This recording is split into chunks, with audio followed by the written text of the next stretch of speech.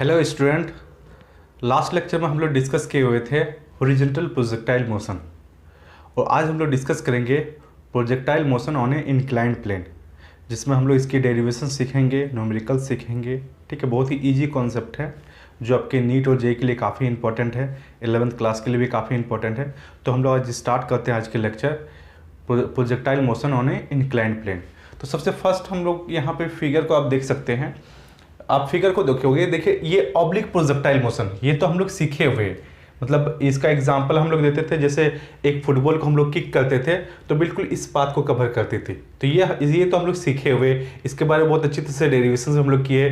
जैसे time of flight क्या चीज़ होती है उसकी डेरिवेशन हमने किए हुए, रेंज किए हैं, हाइट किए हैं, ये सारी चीज़ हम लोग डेरिवेशन में किए हुए।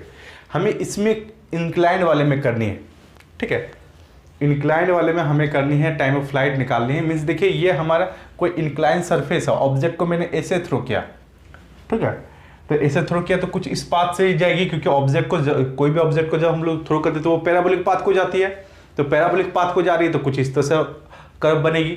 ठीक है, जैसे मैंने बोला कि ये कोई ऑब्जेक्ट है जिसको मैंने थ्रो किया ऑब्लिक प्रोजेक्टाइल मोशन में, जिसकी वेलोसिटी u है, इनिशियल वेलोसिटी। और इसमें भी मैंने थ्रो किया, इसकी इनिशियल वेलोसिटी u है। तो हम लोग इसको जब रिजॉल्व करते थे, इसको जब हम लोग रिजॉल्व करते थे इस तरीके से, ठीक है, तो हमने बोला था ये यू एक्स बोलते थे, इसको यू वाई बोलते थे जी। ठीक है, यू एक्स यू वाई ये हम लोग बोलते थे। तो हम लोग यू एक्स को हम लोग बोल सकते हैं, यू एक्स को हम लोग बोलते हैं, इसको रिजॉल्व कर देते तो यू कॉस थीटा हो जाती थी। थोड़ा मैं इधर करके लिख दे रहा हूँ, u x is equal to u cos theta. ठीक है, और यू वाई को हम लोग बोल सकते हैं यू साइन थीटा। ठीक है, ये चीज़ आपको समझ में आएगी, जो हम लोग ऑलरेडी पहले कर चुके हैं, ये सारी चीज़ हम लोग कर चुके हैं। ठीक है, अब हम लोग बात करते हैं, इसमें बात करते हैं, इसको भी अगर मैं रिजॉल्व करूं तो ये मैं बोल सकता हूं यू एक्स बोल दूं, और इसको मैं यू वाई बोल दूं। तो यू एक्स अगर मैं निकालना चाहूँ, यू एक्स अगर मैं निकालना चाहूँ तो इसको बोल सकते हैं यू कॉस थीटा बोल सकते हैं, कि देखिए यहाँ पे भी एंगल थीटा है जी। और यू वाई अगर मैं निकालना चाहूँ, ठीक है, तो यू साइन थीटा बोल सकते हैं जी, कोई प्रॉब्लम नहीं। ठीक है, अब ऑब्जेक्ट को, जैसे इसमें ऑब्जेक्ट को ऊपर के थ्रो करते थे तो जी हमारी नीचे की ओर लगती थी। मीन्स ये जो सरफेस है इसकी नीचे की ओर लगती थी, मतलब परपेंडिकुलर लगती थी। ठीक है, अब ये कोई भी ऑब्जेक्ट को हम थ्रो करते तो उसका जी किधर लगती है, टुवर्ड्स दी अर्थ सेंटर की ओर लगती है जी टुवर्ड्स दी अर्थ सेंटर, मतलब कि ये नीचे की ओर, स्ट्रेट नीचे की ओर लगेगी। जैसे इसमें लग रही थी बिल्कुल इसमें भी वैसे ही लगेगी। ठीक है, लेकिन इस वाले फिगर को देखोगे तो ये सरफेस के परपेंडिकुलर लग रही है, तो इस वाले सरफेस को भी परपेंडिकुलर लगनी चाहिए। तो इसका भी परपेंडिकुलर अगर हम लोग लगेंगे तो ये हमारे पास आ जाती है, ये थी अल्फा है तो ये भी एंगल आपकी क्या हो जाती है जी, अल्फा हो जाती है। ठीक है, तो ये हमारे पास जी कॉस अल्फा, और इसको इधर रिजॉल्व कर दे रहा हूं तो इसको बोलेंगे जी साइन अल्फा। अच्छा, नेगेटिव लगा सकते हैं जी, जैसे मैं यहाँ पे बोल दे रहा हूँ, एक्सेलेरेशन बात कर रहा हूँ, एक्सेलेरेशन सरफेस के परपेंडिकुलर सरफेस के परपेंडिकुलर की अगर मैं बात कर रहा हूं तो हमारे पास हो जाएगी जी कॉस अल्फा, नेगेटिव में लगा सकते हैं जी। और अगर पैरेलल की बात कर रहा हूं तो माइनस जी साइन अल्फा लगा सकते हैं जी। तो फाइनली ये कैसे रिजॉल्व करते हैं, ये सारे कॉन्सेप्ट आपको क्लियर हो गए होंगे। ठीक है, तो यही चीज़, अगर इतना चीज़ आप समझ गए तो बाकी का काम काफ़ी ईजी हो जाती है, यहाँ तो कोई प्रॉब्लम नहीं होनी चाहिए। ठीक है, अच्छा अब मैं बात करता हूँ, अब अगर मैं बात करूँ यहाँ पे कि टाइम ऑफ फ्लाइट निकालनी, टाइम ऑफ फ्लाइट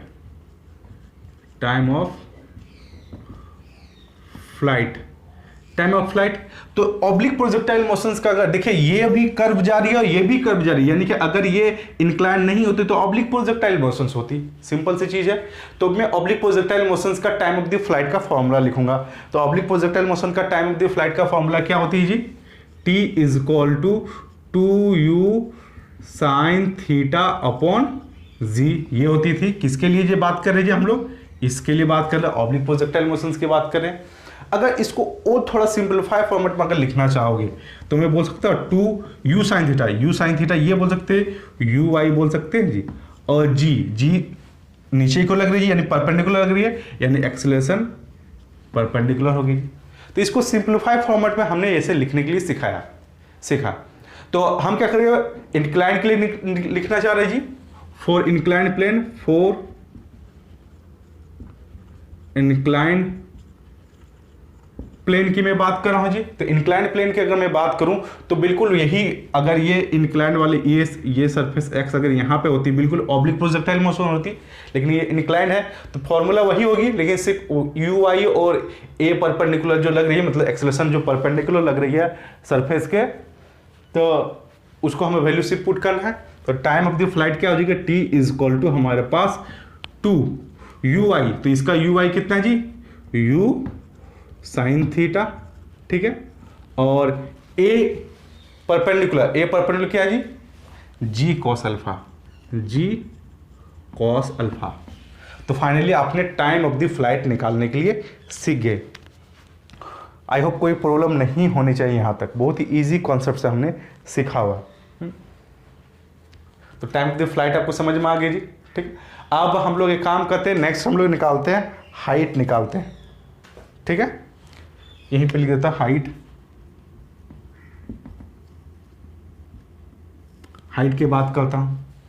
तो फिर सबसे फर्स्ट हम लोग बात कर रहे हैं जी, इसके लिए बात कर रहे हैं ऑब्लिक प्रोजेक्टाइल मोशंस के हम लोग बात करें। तो ऑब्लिक प्रोजेक्टाइल मोशंस में हमारे हाइट की फॉर्मूला होती थी h is equal to u square sine square theta upon 2g, यही फॉर्मूला होती थी जी। तो इसको अगर मैं इस फॉर्मेट सिंपलेस्ट फॉर्मेट में लिखना चाहूं तो मैं बोल सकता हूं यू वाई का स्क्वायर अपॉन 2a परपेंडिकुलर, जी वाली नीचे की ओर, तो ए परपेंडिकुलर अप्लाई करेंगे जी। तो आई होप ये सारी चीज़ आपको क्लियर हो रहे होंगे। बिल्कुल इसी तरह से हम लोग सिंपल फॉर्मेट में हम लोग उसको करेंगे, ठीक है। फॉर इंक्लाइन प्लेन की बात करते हैं यहाँ पे, फॉर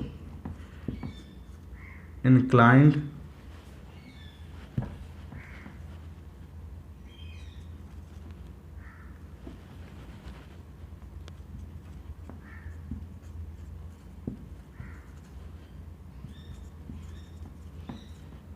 फॉर इंक्लाइंड प्लेन की अगर मैं बात करूँ, हाइट के लिए बात करूँ, तो हमारे पास h हो जा रही है, h is equal to u y का स्क्वायर, यू वाई क्या है जी, u square sine square theta बोल सकते हैं जी, और हमारे पास ए वाई के सॉरी 2 ए परपेंडिकुलर लिखना चाहेंगे तो g sine alpha, g sorry a perpendicular g cos alpha. तो फाइनली हाइट भी हमने निकालने के लिए सीख गए, यहां तक कोई प्रॉब्लम नहीं होनी चाहिए। बहुत ही सिंपलेस्ट फॉर्मेट में हम लोग सीख रहे हैं, ठीक है।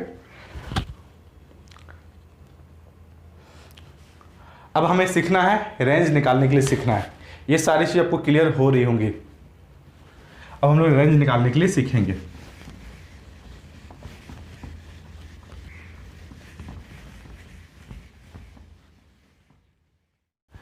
अब हम लोग रेंज निकालने के लिए सीखते हैं, रेंज निकालेंगे। अच्छा, ऑब्लिक प्रोजेक्टाइल मोशन में रेंज निकालते थे, उसका फॉर्मूला हम लोग सिंप्लीफाई करते थे, U T plus half A T square, और हॉरिजॉन्टल की बात करते तो एक्स एक्स एक्स अप्लाई करते थे जी, ठीक है। तो यहां पे फॉर इंक्लाइंड प्लेन में निकालना चाह रहा हूं, फॉर इंक्लाइंड प्लेन में निकालना चाह रहा हूं। तो इंक्लाइंड प्लेन की अगर मैं बात करूं तो यहां पे एस एक्स को रेंज बोल देते हैं, आर बोल देते हैं जी, यू एक्स को यू एक्स बोल दे रहे जी, टी को टोटल टाइम बोल दे रहे जी, प्लस 1/2 ए एक्स को ए पैरेलल बोल रहे जी, और टी को टी स्क्वायर बोल दे रहे। तो एक काम करते हैं, यू एक्स टी और ए पैरेलल मतलब एक्सेलरेशन पैरेलल का हम लोग वैल्यू हम लोग पुट करेंगे, इसको पुट करते हैं जी। तो हमारे पास r इज इक्वल टू हो जा रही है u कॉस थीटा, ठीक है, टाइम जो निकाले थे हम लोग उसका थी 2u sine theta upon g cos alpha, ये होती थी जी, ठीक है। +1/2 ए पैरेलल को माइनस जी साइन अल्फा बोलते हैं जी, और टी का value 2u sine theta upon g cos alpha का स्क्वायर, ये है जी। अब इसको अगर आप सिंप्लीफाई करते हो, इसको अगर आप सिंप्लीफाई करोगे तो आपके पास रिजल्ट हो जाएगी। आप ये सिंप्लीफाई इसे कर सकते हो, ठीक है। तो आपके पास रिजल्ट आ जाएगी, रिजल्ट हो जाएगी 2u square sine theta cos theta plus alpha upon g cos square alpha, ठीक है। तो ये आपके पास टोटल आपकी रेंज हो जाएगी इंक्लाइंड प्रोजेक्टाइल मोशंस की। तो ये फॉर्मूला अप्लाई करके आप कर सकते हो। और न्यूमेरिकल्स, एक दो न्यूमेरिकल्स हम लोग इसमें प्रैक्टिस करेंगे। अच्छा, अगर आपसे बोला जाए कि maximum range for maximum range किस एंगल पे होगी, ठीक है, मैक्सिमम रेंज किस एंगल पे होगी, तो आप इसको सिंप्लीफाई करोगे तो रिजल्ट आएगी। तो मैं डायरेक्ट लिख देता हूं, थीटा इक्वल टू हो जाएगी आपके पास π/4 माइनस α/2, ये आपके रिजल्ट हो जाएगी। मतलब मैक्सिमम एंगल, जैसे इंक्लाइंड प्रोजेक्टाइल और सॉरी ऑब्लिक प्रोजेक्टाइल मोशन में 45 डिग्री पे मैक्सिमम रेंज होती थी, तो इंक्लाइंड में आपकी कुछ इस तरह से होगी। तो इसको आपको याद करके रखना है। अच्छा, ऑब्जेक्ट को अगर ऊपर की ओर थ्रो करते हैं, इंक्लाइंड प्रोजेक्टाइल मोशन में ऊपर की ओर हम लोग थ्रो कर रहे हैं, ठीक है, तो वहां पे रेंज की मीन्स अपवर्ड की अगर मैं बात कर रहा हूं तो वहां पर आर मैक्स आपकी हो जाएगी u स्क्वायर अपॉन जी 1 प्लस साइन अल्फा, ठीक है। वो अगर डाउनवर्ड की अगर मैं बात करूं, डाउनवर्ड की अगर मैं बात करूं तो आर मैक्स हमारी हो जाएगी u स्क्वायर अपॉन जी 1 माइनस साइन अल्फा। तो आई होप ये सारी चीज आपको क्लियर हो गई होगी कि रेंज कैसे निकालते हैं, हाइट कैसे निकालते हैं, टाइम ऑफ द फ्लाइट कैसे निकालते हैं, ये सारी चीज़ आपको क्लियर हो गई होंगी। तो ये प्रोजेक्टाइल मोशन जो होती है इंक्लाइन प्लेन पे कैसे होती है, ये सारी चीज़ हम लोग सीखें, ठीक है। अब इससे रिलेटेड हम लोग कुछ न्यूमेरिकल, अब हमारे पास एक क्वेश्चन है, time taken by the projectile to reach from A to B is T, the distance A B is equal to, means एक ऑब्जेक्ट को हमने प्रोजेक्ट किया तो ये u वेलोसिटी के साथ, और ये फिगर आपके दिए हुए, ये यहाँ से यहाँ तक जा रही है, ये 30 डिग्री और ये इस सरफेस के साथ 60 डिग्री है। तो ये एंगल हमारे पास क्या हो जाएगी जी, 30 डिग्री हो जाएगी, सिंपल सी बात। तो हमें रेंज निकालनी है, तो रेंज का फॉर्मूला हमारे पास होती है r is equal to 2u square sine theta cos theta plus alpha by g cos square alpha. ये हमने सीखा हुआ जो हम लोग डेरिवेशंस किए थे। तो फाइनली हम लोग बोल सकते हैं 2u square sine theta, theta कितना है 30 डिग्री, 30 डिग्री क्या होता है साइन 30 डिग्री 1/2, और कॉस थीटा कितना है 30 और अल्फा भी 30, तो ये 30 60 हो जाएगी, कॉस 60 1/2, क्लियर हो रही है आपको, ठीक है। और हमारे पास जी को जी रखते हैं। अब कॉस स्क्वायर अल्फा, अल्फा कितना है जी 30 डिग्री, तो कॉस 30 डिग्री हो जाती है √3/2 का स्क्वायर, सॉरी √3/2 हो जाती है। तो यहाँ पे स्क्वायर, तो स्क्वायर कर देंगे, तो स्क्वायर डायरेक्ट मैं वैल्यू लिख रहा हूँ, ये 3 हो जा रहा है और ये 4 ऊपर की ओर चली जा रही है, तो ये कैंसिल हो गई जी। तो फाइनली हमारे पास आ जा रही है 2u स्क्वायर अपॉन 3g। लेकिन यहाँ पे रिजल्ट आपकी u के फॉर्मेट में नहीं दिए हुए, यहाँ पे आपके t के फॉर्मेट में दिए हुए, ठीक है। तो t के फॉर्मेट में अगर आपके पास दिए हुए तो हम एक काम करते हैं, g को t के फॉर्मेट में कन्वर्ट कर लेते हैं। अच्छा, टोटल टाइम का फॉर्मूला होती थी t is equal to 2u sine theta upon g cos alpha, यही हमारे पास फॉर्मूला होती थी जी, जो हम लोग डेरिवेशंस करने सीखे थे उसमें से। अच्छा, थीटा हमारे पास कितना है जी, टी को टी रखते हैं, 2u sign 30 degree, sign 30 degree हमारे पास हो जाती है तो 1/2 हो गई जी कॉस अल्फा कितना 30 डिग्री, कॉस 30 डिग्री √3/2, तो ये कैंसिल हो गया। तो finally t is equal to हमारे पास हो जा रही है 2u अपॉन g√3। तो अगर मैं g का वैल्यू यहाँ पर डाल दूँ 2u अपॉन t√3, ठीक है।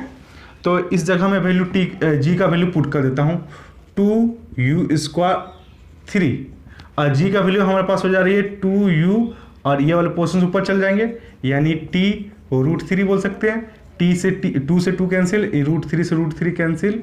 तो फाइनली आपका सिंप्लीफाई करके आंसर आ जा रही है, सॉरी u से u भी कैंसिल, तो ut अपॉन √3 आंसर आ जा रही है।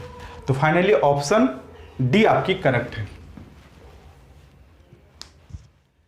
एक क्वेश्चन हमारे पास, the maximum range of rifle bullet on horizontal ground is 6 kilometre, its maximum range on an inclined plane of 30 degree will B.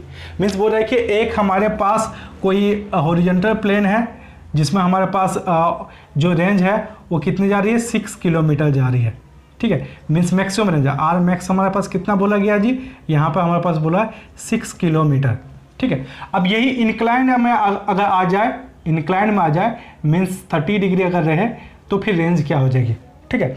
तो आर मैक्स का फॉर्मूला हमने निकालना है, मैक्सिमम का आर मैक्स का फॉर्मूला अगर हम निकालेंगे तो हमारे पास फॉर्मूला होती है u² upon g1 plus sine alpha. ये हमारे पास फॉर्मूला होती थी जो हम लोग डेरिवेशंस में हम लोग किए हुए थे जी, ठीक है। अच्छा यहाँ पे अगर मैं बात करूँ तो u² अपॉन g बोल सकते हैं जी, यहाँ पर फॉर्मूला होती है जी मैक्सिमम रेंज का u² अपॉन g होती है फॉर्मूला।